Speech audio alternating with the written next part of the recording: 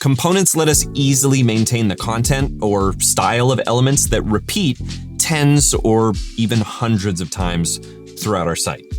They're a lifesaver, but sometimes we want to build a whole new component that's meant to replace an old one. But then do we have to go on a scavenger hunt replacing every instance of the new one with the old one? Absolutely not. There's a trick, which is why we're here.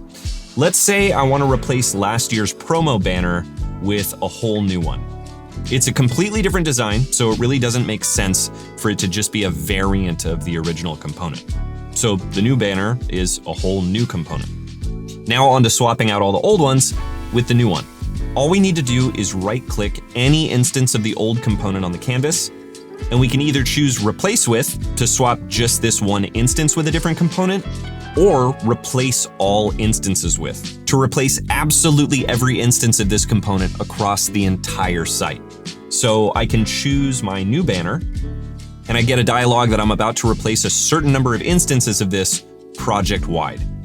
I'll click Confirm, and it's a done deal. Every single promotional banner on my entire site has now been replaced with the new one. And the best part is that we can swap back at any time in the future with no headaches whatsoever. That's it for this Framer Quick Tip. I'll see you in the next one.